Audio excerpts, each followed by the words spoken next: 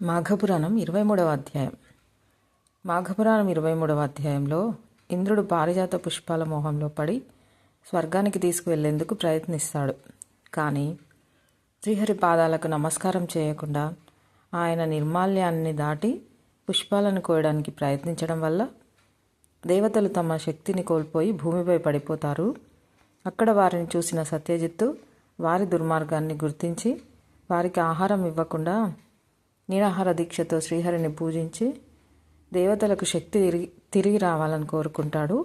ఇదే సమయంలో నారదుడు శ్రీహరిని దర్శించి దేవతల దురవస్థల గురించి తెలియజేస్తాడు. శ్రీహరి నారదునితో తాను ఎందుకు దేవతలను శిక్షించాల్సి వచ్చిందో వివరించి ఏకాదశి నాడు ఉపవాసం, జాగరణ, మంత్రజపం ద్వారా శక్తిని తిరిగి పొందవచ్చని చెప్తాడు. ఈ అధ్యాయంలో మరో కథ కూడా ఉంది. నలుగురు బ్రాహ్మణ కన్యలు ఒక విద్యార్థిని వివాహం చేసుకోమని బలవంతం పెట్టడం వల్ల కోపంతో ఆ విద్యార్థి వారిని పిశాచులుగా మారాలని శపిస్తాడు. తర్వాత వారు మాఘమాసంలో గయాలోని త్రివేణిలో స్నానం చేయడం ద్వారా పిశాచ రూపం నుండి విముక్తి పొందుతారు. చివరగా మాఘమాసంలో స్నానం చేయడం వల్ల పాపాలు తొలగిపోతాయి, పుణ్యం లభిస్తుంది, శారీరక మానసిక ఆరోగ్యం కలుగుతుందని ఈ అధ్యాయం తెలియజేస్తుంది. మాఘపురాణం 22వ అధ్యాయం నందు ఈ క్రింది విధంగా నారదుని దౌత్యము, దేవతల దైన్యము. ఋత్రుమద మహర్షి జహ్నుతో ఇట్లా నేను పారిజాత పుష్పములకై వెళ్ళిన యక్షుడు ఇంకనూ రాకపోవటకు కారణమేమని ఇంద్రుడు విచారించను.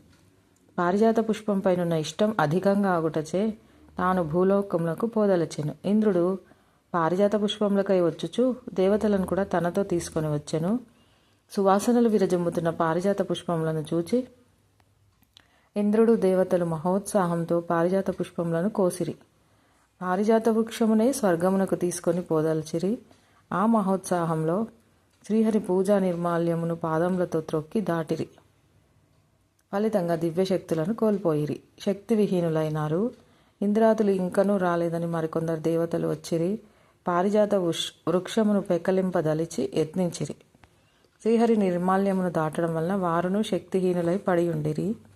మరునాటి ఉదాట్యమున సత్యజిత్తు తన తోటను చూడవచ్చెను. అచ్చట నిస్తేజులై నిలిచిన ఇంద్రాదులను చూచెను. వారి పరిస్థితికి ఆశ్చర్యమును విచారమును చెందెను. వారికి నమస్కరించెను. ఇంద్రాది దేవతలారా, మీరు మానవుల కంటే మాకంటే గొప్పవారు. ఇంతటి మీరు స్వల్ప ప్రయోజనమునై ఇట్టి అకార్యము నేల చేసితిరి. మీరు నాకు తెలియకుండా పుష్పములను దొంగతనంగా తీసుకొని పోదలుచుట దోషం కాదా అని ప్రశ్నించిరి. ఇంద్రాదులు సమాధానం చెప్పలేక తలలు వంచుకొనిరి. గరుత్మంతుడు మొదలైన ఉత్తమ పక్షులు నేలపై ఉన్న మాంసమునకు ఆశపడి భూమిపై వ్రాని యవమానం నందినట్లు మేమును పారిజాత పుష్పములకు ఆశపడి ధర్మమును తప్పి దొంగిలించి ఇట్టి స్థితిని పొందితిమి. ఇకపై మా పరిస్థితి ఏమిటో ఎట్టిదో చెప్పుమని అడిగిరి. సత్యజిత్తు వారికి ఏమీ సమాధానం చెప్పక తన ఆశ్రమునకు పోయెను. ఇంద్రుడు మొదలగు వారు ఆహారం లేక దుఃఖపడుట అచట 11 దినములుండిరి. వారికి ఆ కాలమున అమృతాహారం లేదు, కామధేనువు ఇచ్చు మధుర క్షీరమును లేదు, కల్పవృక్షము చింతామణి ఇచ్చునట్టి పుష్టికరములైన భక్ష్య భోజనములు లేవు. మిక్కిలి దీనులై ఉండిరి. సత్యజిత్తును దేవతల దురవస్థకు విచారించెను. తాను జల్లిన శ్రీహరి నిర్మాల్యమును తొలగించెను. తానేం చేయవలైనో దేవతల దుస్థితి తన వలన ఏర్పడినది ఎట్లు తొలగునో తెలియక దీనులై ఉన్న దేవతలపై జాలిపడెను. శరణ్యుడైన శ్రీహరిని యథాపూర్వకముగా పూజించుచు తానును భార్యయు నిరాహారులై ఉండిరి. ఈ విధంగా సత్యజిత్తు కూడా 11 దినములు నిరాహారుడై శ్రీహరిని పూజను మానక శ్రీమన్నారాయణుని తలచుచుండెను. త్రిలోక సంచారియగు నారదుడు ఆకాశమును తిరుగుచు దేవతల దురవస్థను గమనించెను. వారికి ఎట్టి సహాయం చేసిన వారి దురవస్థ పోవునో అతనికి తెలియలేదు. నేరుగా శ్రీహరిని చేరబోయెను. నారదుడు శ్రీహరికి నమస్కరించి ఇట్లు స్తుతించెను. నారదకృత విష్ణుస్తుతి.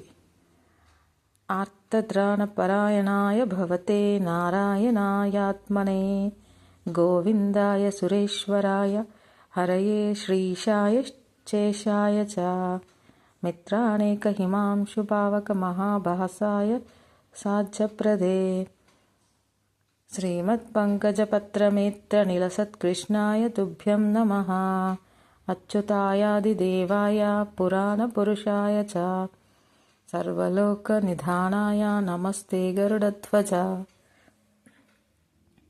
नमो अनन्ताय हरय क्षीरसागरवासिने भोगीन्द्रतल्प शयनलक्ष्म्यालिङ्गितविग्रह। नमस्ते सर्वलोकेश नमस्ते विश्वसाधना। सर्वेश सर्वगस्त्यं हि सर्वाधारस्सुरेश्वरा। सर्वं त्वमेव वृजसि नत्वरूपस्थ्यमवहि।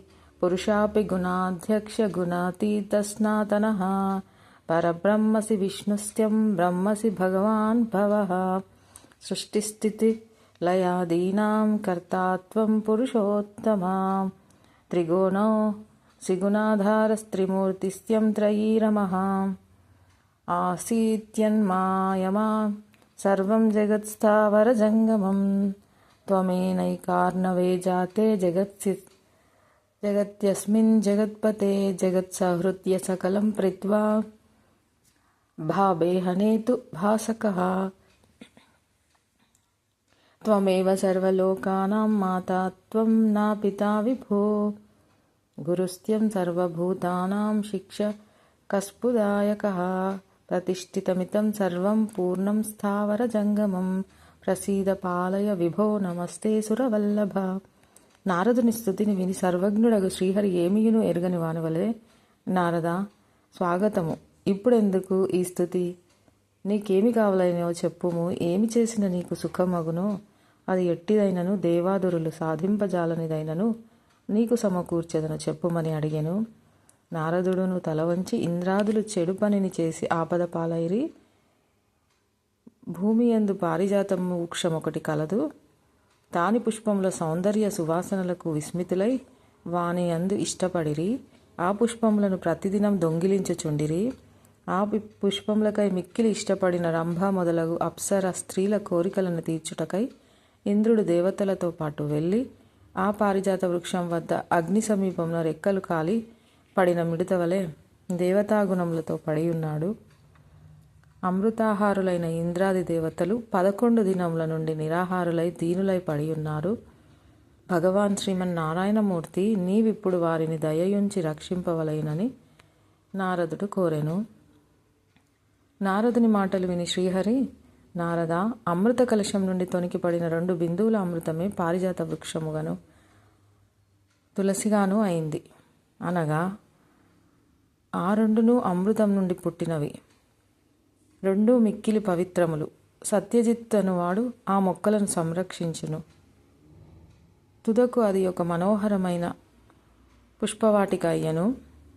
సత్యజిత్తు ఆ పుష్పములను తులసిదళములను అమ్మి ఆ ధనంతో దరిద్రులను ఆర్తులను పోషించి తరువాత కుటుంబంను పోషించుకొనుచూ ఉండెను. నన్ను పూజించుచూ ఉండెను. ఇట్టి ఉత్తమునకి దీనులకును జీవనాధారమగు పుష్ప సంపదను త్రిలోకాధిపతియగు ఇంద్రుడు నిత్యం తన సుఖమునకై అపహరించెను. చివరకు ఆ దీనుడగు సత్యజిత్తు నన్ను అర్చించిన నిర్మాల్యమును పుష్పవాటికలో జల్లగా భోగలాలనుడగు ఇంద్రుడు నా నిర్మాల్యమును కూడా దాటి త్రొక్కెను. ఇన్ని దోషములచే త్రిలోకాధిపతియగు ఇంద్రుడు వారి అనుచరులు శక్తిహీనులై తోటలో పడి ఉన్నారు.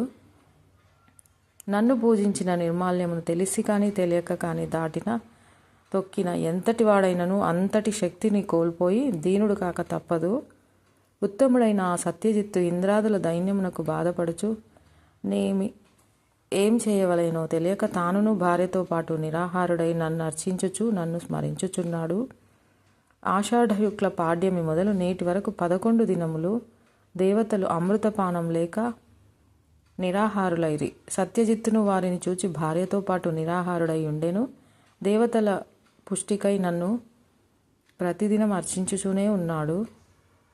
నేడు 11వ దినం అనగా ఏకాదశి తిథి. సత్యజిత్తు నేడు కూడా ఉపవాసం ఉండి నా అష్టాక్షరి మంత్రంను జపించుచు జాగరణ మునర్చినచో నేను ప్రసన్నుడై అతడేది కోరినను వెంటనే ఇచ్చెదను.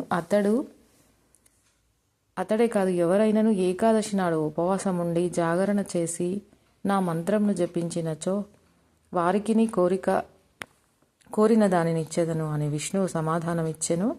నారదుడును ఏమీయో మాట్లాడలేక తన దారిన పోయెను అని గృత్రుమద మహర్షి మహాముని జహ్నునకు చెప్పెను. బ్రాహ్మణ కన్యల విమోచనం కొంతకాలం కిందట మగధ రాజ్యంలో పురోహిత వృత్తిచే జీవించుచున్న 4 బ్రాహ్మణులుండిరి. 4కి 4 కుమార్తెలు ఉండిరి. వారు నిండు యవ్వనవంతులై ఉండిరి. కొన్నాళ్ళకు ఆ గ్రామంలోనున్న కోనేటిలో స్నానం చేయుటకు ఒక గురుకుల విద్యార్థి వచ్చెను.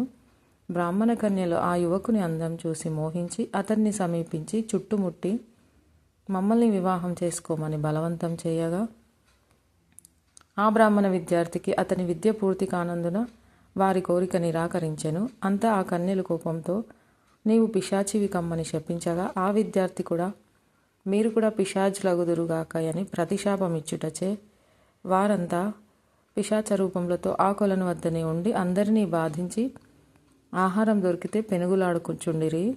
కొంతకాలమునకు ఒక సిద్ధుడు ఆ కోనేటి దగ్గరకు రాగా ఆ పిశాచముల తల్లిదండ్రులు తమ బిడ్డలకు కలిగిన పిశాచ రూపములు ఎట్లు పోవునని అడిగిరి.